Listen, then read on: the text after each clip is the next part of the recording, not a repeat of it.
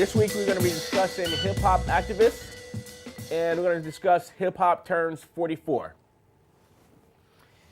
Hip-hop turned 44 last week or this week? It turned 44 August the 11th. That's like fucking a month ago, man. Hey, it had a birthday, damn it. You don't want to celebrate hip-hop birthday? Yeah, but you're like betraying the rules of the segment. So, what about it? So, Oh, yeah, because we said last week, this week. yeah. So what about 44 years of hip-hop? What's the first thing you think of when you hear that? Damn, hip-hop, you're getting up in age. That's the first thing I think Yeah. of. First thing I think of is that I'm happy because I remember in the 44 years, I remember 30-some years ago where people were saying it was just a fad when we only had a couple songs on the radio. That's all people would say. That was their like number one critique of it. I that mean- it was easy to do and that it was a fad. Let me tell you something. Rock and roll had its period where it was being hated on, right? But Non-fans. These are people, non-fans. Yeah. But, well, yeah, most people that usually don't like something is doing the hating, you know. So, most of the people, like, rock and roll was hated on, but there's no genre of music that's been more hated on than hip hop. Out of 44 years, it's probably been hated on at least about 34 of those years. Well, it's the most popular it's been so far right now, so that's... It's held the torch longer than any other genre of music.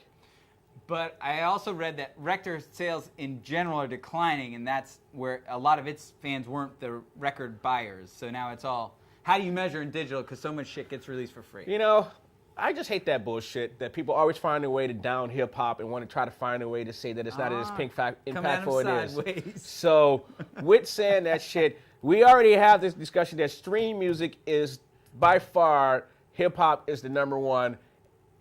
You know, like there's no competition even close to it. All right. So, star-wise, who's bigger than Kanye West and Jay-Z?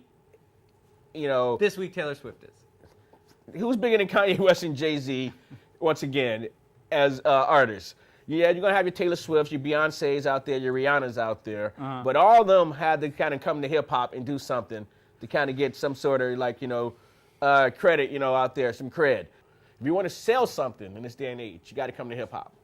So hip-hop has been, at 44, has aged extremely well, put out 1,000,001 stars.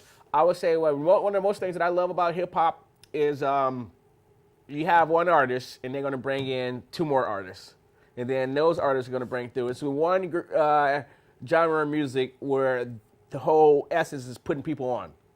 You know, you don't see that really much in rock. It's people out there Right, have right. done it. You don't see it in jazz. Of course, you know, it has a more parallel to it, that people putting each other on in that area than any other genre. And then you don't see it much in R&B, where another R&B artist is going to be like, yo, I got this R&B artist that's coming out, and he's going to drop a song with me. No. Boyz II Men brought along ABC. And that's Michael Bivins brought them on. So, yes. So, New Edition brought on, you know, They Boyz II even put him Men. at the end of that video. Yeah, and then some other group, with those white cats that never made a song. Yeah, they never came out with one song. But even it's always on the video. That's a fun decision, yeah.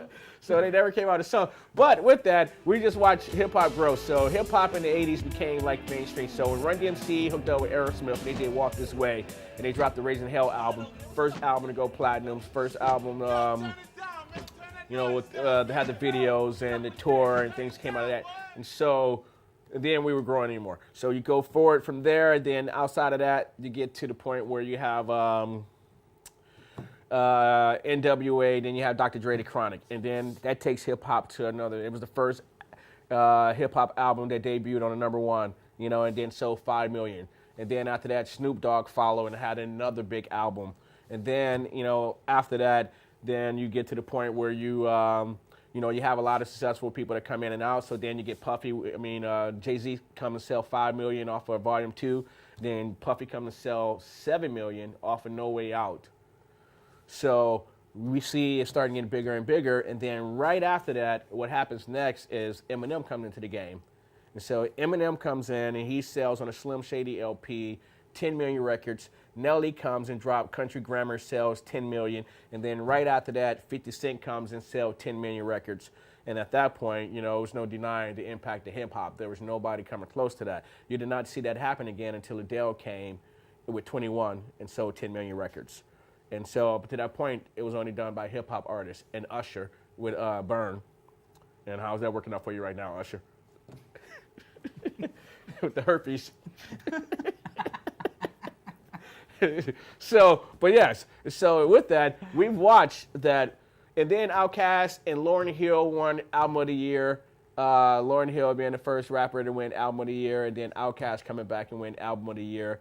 And those have been the only 2 rap albums that's won Album of the Year so far. And then you had Eminem win an Oscar, and then you have 3 6 Mafia for It's Hard Out Here for a Pimp, which that shit would forever sting in my world.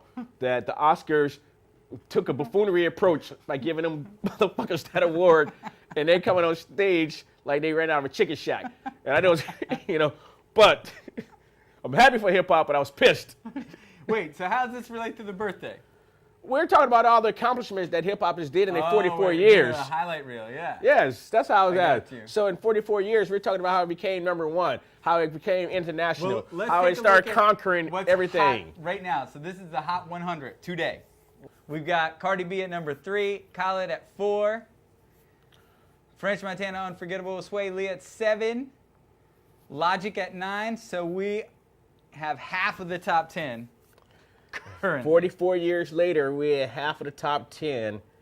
Not bad. Not fucking bad. Not fucking And bad it's at all all. different people, right? Yeah. That's not like one type of person. That shows the diversity of the culture. Right, we got a song out about suicide. I've been on the low, I've been taking my time. I feel like I'm out of my mind.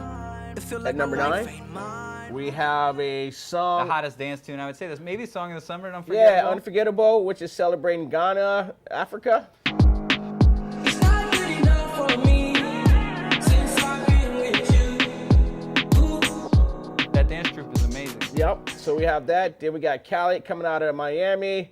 Then we got the Bronx, the birth of hip hop, with Cardi B, Bodak Yellow. It's expensive. These is red bottoms. These is bloody shoes. Hit the school. I can get them both. Red bottoms. Yeah. So those are blood shoes. Cardi B throwing out her Crip affiliation. Happy birthday, hip hop. Congratulations on all your successes and milestones. And 44 ain't shit. You're going to keep it going. Absolutely, you're young, man. Just get some of it's Just for Men. Get some of that Just for Men, the shit that we're boycotting. All right.